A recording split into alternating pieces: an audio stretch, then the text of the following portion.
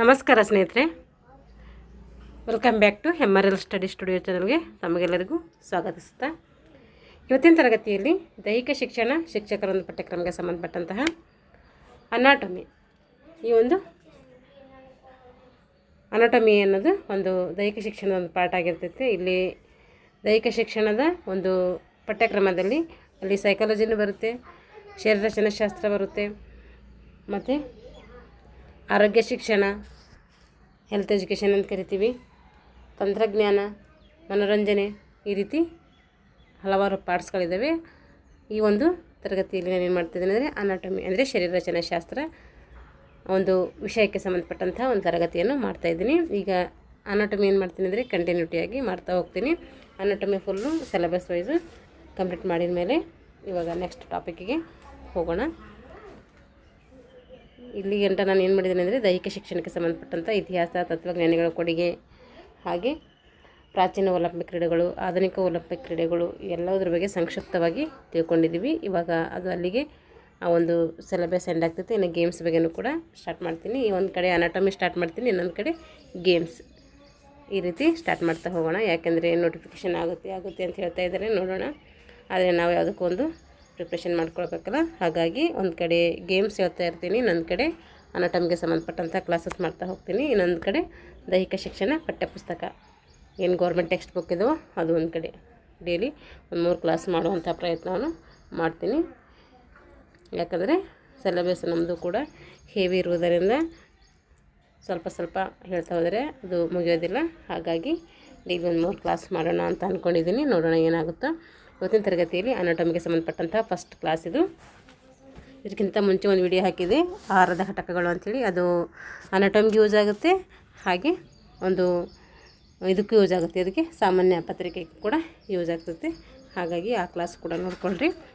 ಇವಾಗ ಶರೀರ ರಚನಾಶಾಸ್ತ್ರ ಹಾಗೂ ಶರೀರ ಕ್ರಿಯಾಶಾಸ್ತ್ರ ಇದ್ರ ಬಗ್ಗೆ ಇಲ್ಲಿ ಪೀಠಿಕೆ ಕೊಟ್ಟಿದ್ದಾರೆ ನೋಡಿರಿ.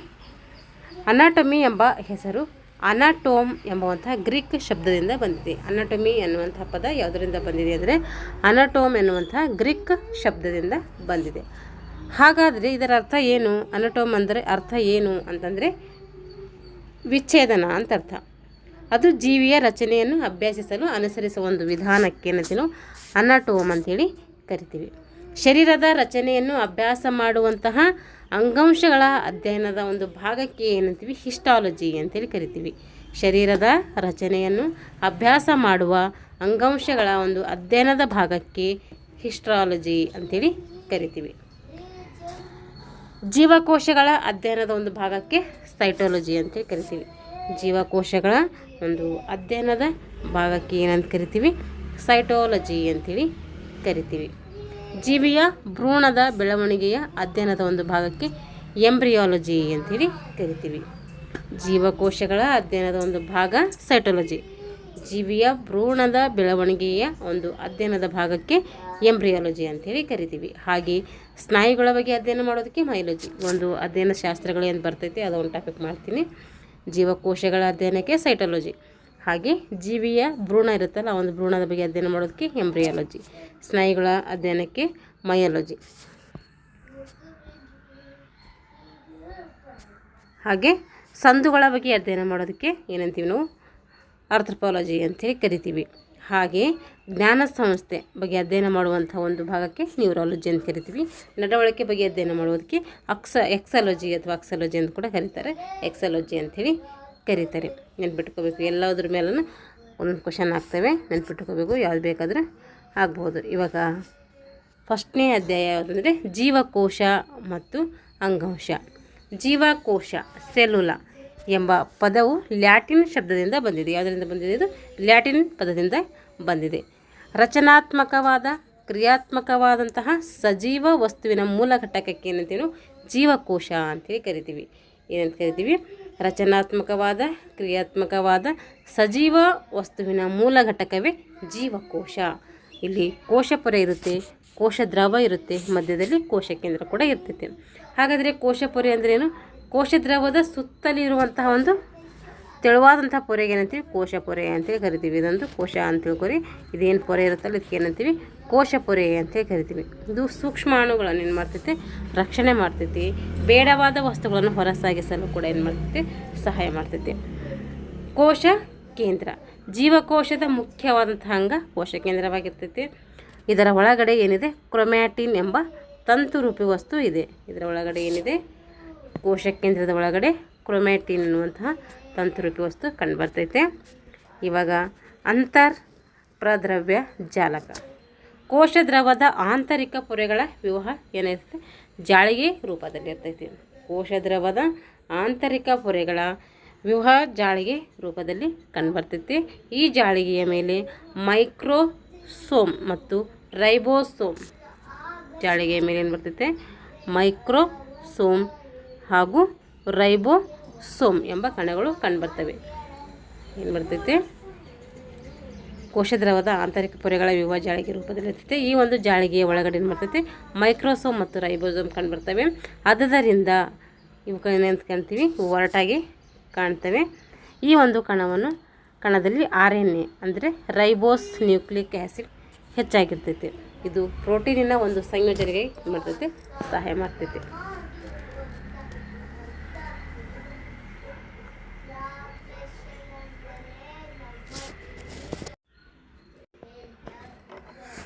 ಸೆಂಟ್ರೋಸೋಮ್ಸ್ ಇದು ಏನಿರ್ತೈತೆ ತ್ರಿಭುಜಾಕಾರದಲ್ಲಿರ್ತೈತೆ. ಇದರ ಕೆಲಸ ಏನಂದರೆ ಕೋಶ ವಿಭಜನೆ ಮಾಡೋದಾಗಿದೆ. ಇದರ ಮಧ್ಯಭಾಗದಲ್ಲಿ ಸೆಂಟ್ರಿಯೋಲ್ಗಳೆಂಬ 2 ಗಾಢ ಬಣ್ಣದ ಹರಳುಗಳಿವೆ. ಇದರ ಮಧ್ಯೆ ಏನಿದೆ ಸೆಂಟ್ರಿಯೋಲ್ಗಳೆಂಬ 2 ಗಾಢ ಬಣ್ಣದ ಹರಳುಗಳು ಕಂಡುಬರ್ತವೆ. ಮೈಟ್ರೋಕಾಂಡ್ರಿಯಾ ಇವುಗಳಲ್ಲಿ ಉಸಿರಾಟ ನಡೆದಂತಹ ಶಕ್ತಿಗೆ ಏನಂತೀವಿ ATP ಅಂತೇಳಿ ಕರಿತೀವಿ. ATP ಅಂದರೆ ಎಡಿನೋಸಿನ್ ಟ್ರೈಫಾಸ್ಫೇಟ್ ಎಂಬ ಅಣುವಿನಲ್ಲಿ ಏನಾಗ್ತೈತೆ ಸಂಗ್ರಹವಾಗ್ತೈತೆ ಶಕ್ತಿ. ಈ ATPಯು ಪ್ರೋಟೀನ್ಗಳ ಒಂದು ಸಂಯೋಜನೆಯಿಂದ ಸ್ನಾಯುಗಳಿಗೆ ಬೇಕಾದಂಥ ಉತ್ಸಾಹವನ್ನು ಒದಗಿಸ್ತವೆ. ಇದನ್ನು ಶಕ್ತಿ ಉತ್ಪಾದನಾ ಕೇಂದ್ರ ಅಂತೇಳಿ ಕರಿತೀವಿ. ಇನ್ನು ಕರಿತೀವಿ ಮೈಟ್ರೋಕಾಂಡ್ರಿಯಾವನ್ನು ಶಕ್ತಿ ಉತ್ಪಾದನಾ ಕೇಂದ್ರ ಅಂತೇಳಿ ನಾವು ಕರಿತೀವಿ. ಇವಾಗ ರಸದಾನಿಗಳು ನಿರುಪಯುಕ್ತವಾದಂಥ ಆಹಾರ ಪದಾರ್ಥಗಳನ್ನು ಹೊರಹಾಕ್ತೈತೆ. ಯಾವುದು ರಸದಾನಿಗಳು ನಿರುಪಯುಕ್ತವಾದಂಥ ಆಹಾರ ಪದಾರ್ಥಗಳನ್ನು ಹೊರಹಾಕ್ತದೆ. ಕೋಶ ದ್ರವದ ನೀರು ಅನೇಕ ವಸ್ತುಗಳನ್ನು ದ್ರವಣ ರೂಪದಲ್ಲಿ ಹೊಂದಿದೆ. ಪ್ರಾಣಿ ಕೋಶಗಳಲ್ಲಿ ಸಾಮಾನ್ಯವಾಗಿ ಏನಿರಲ್ಲ ರಸದಾನಿಗಳಿರಲ್ಲ. ನೆನ್ಪಿಟ್ಕೋಬೇಕು. ಪ್ರಾಣಿ ಕೋಶ ಮತ್ತು ಜೀವಕೋಶ ಇದು ಸಸ್ಯಕೋಶ ಅಂತ ಬೇರೆ ಬೇರೆ ಕೋಶಗಳು ಬರ್ತವೆ. ಹಾಗಾಗಿ ಪ್ರಾಣಿ ಕೋಶದಲ್ಲಿ ಏನಿರಲ್ಲ ರಸದಾನಿಗಳು ಇರೋದಿಲ್ಲ. ಹೀಗೆ ಶರ್ಕರ ಪಿಷ್ಟಗಳು ಇಂಗಾಲ ಜಲಜನಕ ಆಮ್ಲಜನಕಗಳನ್ನು ಒಳಗೊಂಡಿದೆ. ಶರ್ಕರ ಪಿಷ್ಟ ಒಳಗೊಂಡಿದೆ, ಇಂಗಾಲ ಒಳಗೊಂಡಿದೆ, ಜಲಜನಕ ಒಳಗೊಂಡಿದೆ, ಆಮ್ಲಜನಕವನ್ನು ಒಳಗೊಂಡಿದೆ. ಸಾಮಾನ್ಯ ಸಕ್ಕರೆಗಳಾದಂತಹ ಗ್ಲುಕೋಸ್, ಫ್ರಕ್ಟೋಸ್, ಮೊನೊಸ್ಯಾಕರೈಡ್ಗಳನ್ನು ಕರಿತೀವಿ. ಇನ್ನು ಸಾಮಾನ್ಯ ಸಕ್ಕರೆಗಳಂಥ ಗ್ಲುಕೋಸ್ ಮತ್ತು ಫ್ರಕ್ಟೋಸ್ಗಳನ್ನು ನಾವೇನಂತ ಕರಿತೀವಿ ಅಂದರೆ ಮೊನೊಸ್ಯಾಕರೈಡ್ಗಳಂತೇಳಿ ಕರಿತೀವಿ. ಇವಾಗ ಸಸಾರಜನಕ ಇದಕ್ಕೆ ಪ್ರೋಟೀನ್ ಅಂತ ಕೂಡ ಕರೀತಾರೆ. ಜೀವ ದ್ರವದಲ್ಲಿ ಏನಿರ್ತೈತಿ ಹೇರಳವಾಗಿರ್ತೈತಿ ಈ ಒಂದು ಸಸಾರಜನಕ. ಕ್ರೊಮ್ಯಾಟಿನ್ ಮತ್ತು ರೈಬೋಸೋಮ್ಗಳು ಸಸಾರಜನಕವನ್ನು ಹೊಂದಿವೆ. ಕ್ರೊಮ್ಯಾಟಿನ್ ಮತ್ತು ರೈಬೋಸೋಮ್ಗಳು ಏನು ಹೊಂದಿವೆ ಅಂದರೆ ಸಸಾರಜನಕವನ್ನು ಹೊಂದಿವೆ. ಉಸಿರಾಟಕ್ಕೆ ಸಂಬಂಧಿಸಿದ ಅನೇಕ ಕಿಣ್ವಗಳನ್ನು ಮೈಟ್ರೋಕಾಂಡ್ರಿಯಾದಲ್ಲಿ ಕಂಡುಬರ್ತವೆ. ಉಸಿರಾಟಕ್ಕೆ ಸಂಬಂಧಪಟ್ಟಂತಹ ಅನೇಕ ಕಿಣ್ವಗಳನ್ನು ಎಲ್ಲಿ ಕಂಡುಬರ್ತವೆ ಅಂದರೆ ಮೈಟ್ರೋಕಾಂಡ್ರಿಯಾದಲ್ಲಿ ಕಂಡುಬರ್ತವೆ. ಸಸಾರಜನಕಗಳು ವಿವಿಧ ರೀತಿಯ ಅಮೈನೋ ಆಮ್ಲಗಳಿಂದ ಮಾಡಲ್ಪಟ್ಟಿದೆ. ಸಸಾರಜನಕದಿಂದ ಮಾಡಲ್ಪಟ್ಟಿದೆ ಅಂದರೆ ಅಮೈನೋ ಆಮ್ಲಗಳಿಂದ ಮಾಡಲ್ಪಟ್ಟಿದೆ. ನ್ಯೂಕ್ಲಿಯಂ ಆಮ್ಲಗಳು ಜೀವಕೋಶದಲ್ಲಿ 2 ರೀತಿಯ ಅಮೈನೋ ಆಮ್ಲಗಳಿವೆ. ಜೀವಕೋಶದಲ್ಲಿ ಏನು ಮಾಡಿದೆ 2 ರೀತಿಯ ಅಮೈನೋ ಆಮ್ಲಗಳು ಕಂಡುಬರ್ತವೆ. ಅವು ಡಿಆಕ್ಸಿ ರೈಬೋಸ್ ನ್ಯೂಕ್ಲಿಯರ್ ಆಮ್ಲ, ಡಿಆಕ್ಸಿ ರೈಬೋಸ್ ನ್ಯೂಕ್ಲಿಯರ್ ಆಮ್ಲ. ಜೀವಕೋಶದಲ್ಲಿ 2 ರೀತಿಯ ಅಮೈನೋ ಆಮ್ಲಗಳಿವೆ. ಅವುಗಳಲ್ಲಿ ಡಿಆಕ್ಸಿ ರೈಬೋಸ್ ನ್ಯೂಕ್ಲಿಯರ್ ಆಮ್ಲ DNA ಅಂತೇಳಿ ಕರಿತೀವಿ. ಹಾಗೆ RNA ಅಂದರೆ ರೈಬೋಸ್ ನ್ಯೂಕ್ಲಿಯರ್ ಆಮ್ಲ. ಕೋಶ ಕೇಂದ್ರದಲ್ಲಿ DNA ಏನಾಗಿರ್ತೈತೆ ಇದು ಮೈಟ್ರೋಕಾಂಡ್ರಿಯಾದಲ್ಲಿ ಅಲ್ಪ ಪ್ರಮಾಣದಲ್ಲಿ ಕಂಡುಬರ್ತೈತೆ. DNA ಮತ್ತು RNAಗಳು ನ್ಯೂಕ್ಲಿಯರ್ ಟೈಡ್ಗಳಿಂದ ಮಾಡಲ್ಪಟ್ಟಿವೆ. DNA ಮತ್ತು RNAಗಳು DNA ಮತ್ತು RNAಗಳು ಏನಾಗಿದೆ ನ್ಯೂಕ್ಲಿಯರ್ ಟೈಡ್ಗಳಿಂದ ಮಾಡಲ್ಪಟ್ಟಿವೆ. ಇವು 3 ಮುಖ್ಯ ಭಾಗಗಳನ್ನು ಹೊಂದಿದೆ. ಒಂದು ಸಕ್ಕರೆ, ಫಾಸ್ಫರಿಕ್ ಆಮ್ಲ ಮತ್ತು ಸಾರಜನಕ. ಯಾವುದು ಸಕ್ಕರೆ, ಫಾಸ್ಫರಿಕ್ ಆಮ್ಲ ಮತ್ತು ಸಾರಜನಕ. DNAದಲ್ಲಿ ಡಿಆಕ್ಸಿ ರೈಬೋಸ್, RNAದಲ್ಲಿ ರೈಬೋಸ್ ಸಕ್ಕರೆ ಇರ್ತೈತೆ. ಇಷ್ಟೆಲ್ಲ ಎಲ್ಲಿ ಕಂಡುಬರ್ತವೆ ನ್ಯೂಕ್ಲಿಯರ್ ಆಮ್ಲಗಳಲ್ಲಿ ಕಂಡುಬರ್ತವೆ. DNA ಅಡಿನಿಸ್ ನೋಡ್ರಿ ಇಂಪಾರ್ಟೆಂಟ್ ಇದೆಲ್ಲ. DNA ಏನು ಅಡಿನಿನ್ ಕಂಡುಬರ್ತೈತಿ, ಗುವಾನಿನ್ ಕಂಡುಬರ್ತೈತಿ, ಸೈಟೋಸಿಸ್, ಥೈಮಿನ್ ಎಂಬ 4 ವಿಧದ ಬೇಸ್ಗಳಿವೆ. ಎಲ್ಲಿ DNA ಏನೇನಿದ್ದಾವೆ, ಗುವಾಸಿನ್, ಸೈಟೋಸಿಸ್, ಯುರಾಸಿಸ್, ಇನ್ನೊಂದು ಯಾವುದು ಅಡಿನಿನ್ ನೋಡ್ರಿ. ಅಡಿನಿನ್, ಗುವಾನಿನ್, ಸೈಟೋಸಿಸ್, ಯುರಾಸಿಸ್ ಇವು DNA ಇರೋಂಥದ್ದು. ಹಾಗೆ RNA ಇವೆ ಅಂತಂದರೆ RNA ಥೈಮಿನ್ ಇದೆ, ಮತ್ತು ಏನಿದೆ ನೋಡ್ರಿ ಥೈಮಿನ್. ಇಲ್ಲೂ ಕೂಡ 4 ಬರ್ತವೆ, ಮುಂದೊಂದು ಇಲ್ಲಿ ಕೊಟ್ಟಿಲ್ಲ ಅನಿಸುತ್ತೆ. ಇಲ್ಲಿ ಈ ರೀತಿಯ ಎರಡರಲ್ಲಿ ಇರ್ತವೆ, ಅಂದರೆ ಇವೆರಡರಲ್ಲಿಯೂ DNA ಮತ್ತು RNA ಇರ್ತವೆ. ಇವಾಗ RNA ಗುವಾನಿನ್ ಮತ್ತು ಅಡಿನಿನ್ ಹಾಗೆ ಯುರೋಸಿ ಇಲ್ಲಿ 4 ಇದ್ದಾವೆ, ಅಲ್ಲಿ 4 ಇದ್ದಾವೆ, ಒಂದು ಬೇರೆ ಇರುತ್ತೆ ನೋಡ್ರಿ. ಇಲ್ಲಿ ಅಡಿನಿನ್ ಇದೆ, ಇದು DNA ನೋಡ್ರಿ. ಅಡಿನಿನ್, ಗುವಾನಿನ್, ಸೈಟೋಸಿಸ್, ಥೈಮಿನ್. ಈಗ RNA ಏನಿದೆ, ಅಡಿನಿನ್ ಇದೆ, ಸೇಮ್ ಆಯಿತು. ಗುವಾನಿನ್ ಸೇಮ್ ಆಯಿತು. ಸೈಟೋಸಿಸ್ ಸೇಮ್ ಆಯಿತು. ಯುರಾಸಿಸ್ ಇದೇನಿದೆ, ಥೈಮಿನ್ ಇದೆ, ಇಲ್ಲಿ ಯುರೋಸಿಸ್ ಇದೆ. ಇದು RNA ಇವು ಒಂದು ಕನ್ಫ್ಯೂಸ್ ಮಾಡ್ತಾರೆ, ನೆನ್ಪಿಟ್ಕೋಬೇಕು. ಈ ರೀತಿ 4 ಬೇಸ್ಗಳು ಕಂಡುಬರ್ತವೆ. ಇವಾಗ ನೋಡ್ರಿ DNA ಮತ್ತು RNA 4 ವಿಧದ ಬೇಸ್ಗಳು ಕಂಡುಬರ್ತವೆ. ಈ 2 ಸೇಮ್ ಇರ್ತವೆ, 3 ಏನಿರ್ತವೆ ಸೇಮ್ ಇರ್ತವೆ, ಒಂದು ಮಾತ್ರ ಬೇರೆ ಇರ್ತೈತೆ.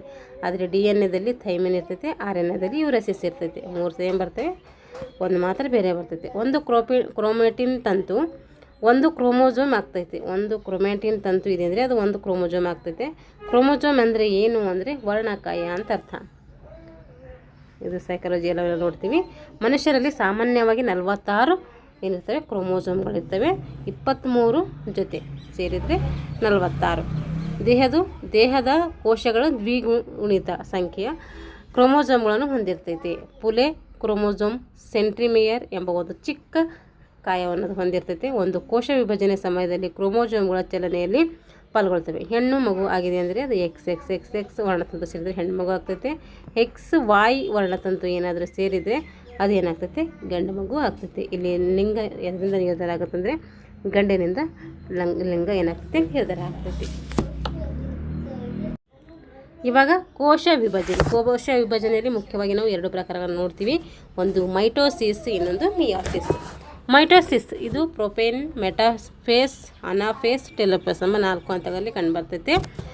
ಮಿಯಾಸಿಸ್ ಲೈಂಗಿಕ ವಂಶವೃದ್ಧಿಯ ಸಮಯದಲ್ಲಿ ಗಂಡು ಲಿಂಗ ಕೋಶವು ಹೆಣ್ಣು ಲಿಂಗ ಕೋಶದೊಂದಿಗೆ ಕೂಡಿಕೊಂಡು ಏನಾಗ್ತೈತೆ, ಅಲ್ಲಿ ಜೈಗೋಟ್ ಉಂಟಾಗ್ತೈತೆ. ಜೈಗೋಟ್ ಅಂದರೆ ಹೊಸ ಜೀವಿಯ ಒಂದು ಬೆಳೆಯುವಿಕೆಗೆ ಏನಾಗ್ತೈತೆ, ಕಾರಣವಾಗ್ತೈತೆ. ಇಲ್ಲಿ ಯುಗ್ಮವು ಏನಾಗ್ತದೆ ಅಂತಂದರೆ ಪಿತೃಕೋಶಗಳಲ್ಲಿರುವುದರಿಂದ 2 ಪಟ್ಟು ಕ್ರೋಮೋಜೋಮ್ಗಳನ್ನು ಪಡಿತೈತೆ. ಏನು ಮಾಡ್ತೈತೆ, ಅದು 2 ಪಟ್ಟು ಕ್ರೋಮೋಜೋಮ್ಗಳನ್ನು ಪಡಿತೈತೆ. ಗಂಡು ವೀರ್ಯಾಣು ಮತ್ತು ಹೆಣ್ಣು ಲಿಂಗಾಣುವು ಪ್ರತಿಯೊಂದು 46 ಕ್ರೋಮೋಜೋಮನ್ನು ಹೊಂದಿದರೆ, ಅಂದರೆ 23 ಜೊತೆ ಒಟ್ಟು ಸೇರಿಸಿದರೆ 46 ಕ್ರೋಮೋಜೋಮ್ಗಳನ್ನು ಹೊಂದಿದರೆ ಯುಗ್ಮದಿಂದ ಏನಾಗ್ತೈತೆ, ಬೆಳೆಯುವಂಥ ಮಗುವು 92 ಅಂದರೆ 46 ಜೊತೆ ಕ್ರೋಮೋಜೋಮ್ಗಳನ್ನು ಹೊಂದಿರ್ತೈತೆ. ಅದರಿಂದ ಈ ಸಂಖ್ಯೆಯು ಪ್ರತಿ ತಲೆಮಾರಿನಲ್ಲಿ ಸಂಭವಿಸೋದಿಲ್ಲ. ಎಲ್ಲ ತಲೆಮಾರಿನಲ್ಲಿ ಬರ್ತದಂತಿಲ್ಲ, ಇದು ಯಾವುದರ ತಲೆಮಾರಿನಲ್ಲಿ ಬರ್ಬೋದು. ಎಲ್ಲ ಮನುಷ್ಯರು ಏನು ಮಾಡ್ತಾರೆ, 46 ಕ್ರೋಮೋಜೋಮ್ಗಳನ್ನು ಮಾತ್ರ ಪಡೆದಿರ್ತಾರೆ. ಏಕೆಂದರೆ ವೀರ್ಯಾಣು ಮತ್ತು ಅಂಡ ಉತ್ಪತ್ತಿಯಾದಂತಹ ಮಿಯೋಸಿಸ್ ಎಂದು ಕರೆಯಲ್ಪಡುವಂಥ ಕೋಶ ವಿಭಜನೆಯಲ್ಲಿ ಕ್ರೋಮೋಜೋಮ್ಗಳ ಸಂಖ್ಯೆ ಅರ್ಧಕ್ಕೆ ಇಳಿಸಲ್ಪಟ್ಟಿದೆ. ಅದರಿಂದ ಮಿಯೋಸಿಸನ್ನು ಸಂಖ್ಯಾಕ್ಷೀಣ ವಿಭಜನೆ ಅಂತೇಳಿ ಕರಿತೀವಿ. ಕಡಿಮೆ ಇದ್ದರೆ ಅದು ಸಂಖ್ಯಾಕ್ಷೀಣ, ಹೆಚ್ಚಾದರೆ ಅದಕ್ಕೆ ಏನಂತೀವಿ ನಾವು ಮೈಟೋಸಿಸ್ ಅಂಥೇಳಿ ಕರಿತೀವಿ. ಇಷ್ಟೇನಾಯಿತು ಮೈಟೋಸಿಸ್ ಮತ್ತು ಮಿಯೋಸಿಸ್ ಆಯಿತು. ಮುಂದಿನ ತರಗತಿಯಲ್ಲಿ ಏನು ಮಾಡೋಣ ಅಂದರೆ ಅಂಗಾಂಶದ ಬಗ್ಗೆ ತಿಳ್ಕೊಳ್ಳೋಣ. ಯಾಕೆಂದರೆ ಇದ್ರಾಗೆಲ್ಲ CS ಹೇಳಿದರೆ ಇದು ಸ್ವಲ್ಪ ಲೆಂದಿ ಆಗ್ತೈತೆ, ಹಾಗಾಗಿ ಪಾರ್ಟ್ ಸ್ವಲ್ಪನೇ ಅನಾಟಮಿ ತಿಳ್ಕೊಳ್ಳೋಣ. ಮುಂದಿನ ತರಗತಿಯಲ್ಲಿ ಟಿಸಸ್ ಈ ಒಂದು ವಿಷಯದ ಬಗ್ಗೆ ಸಂಕ್ಷಿಪ್ತವಾಗಿ ತರಗತಿ ಮಾಡೋಣ. ಇವಾಗ ಇಲ್ಲಿಗೆ ಈ ತರಗತಿಯನ್ನು ನಾನು ಏನು ಮಾಡ್ತಿದ್ದೀನಿ ಅಂದರೆ ಮುಗಿಸ್ತಾ ಇದ್ದೀನಿ. ಯಾರೆಲ್ಲ ಒಂದು ದೈಹಿಕ ಶಿಕ್ಷಕರ ಒಂದು ನೇಮಕಾತಿಗೆ ಪ್ರಿಪ್ರೇಷನ್ ಮಾಡ್ತಾಯಿದ್ದೀರೋ ಅವರು ಈ ತರಗತಿಗಳನ್ನು ಬಳಸ್ಕೊಳ್ಳಿ. ನನ್ನ ತರಗತಿ ಏನಾದರೂ ಇಷ್ಟ ಆಗಿದರೆ ಲೈಕ್ ಆ್ಯಂಡ್ ಶೇರ್ ಮಾಡಿ ಅಂತ ಹೇಳ್ತಾ ಎಲ್ಲರಿಗೂ ಧನ್ಯವಾದಗಳು.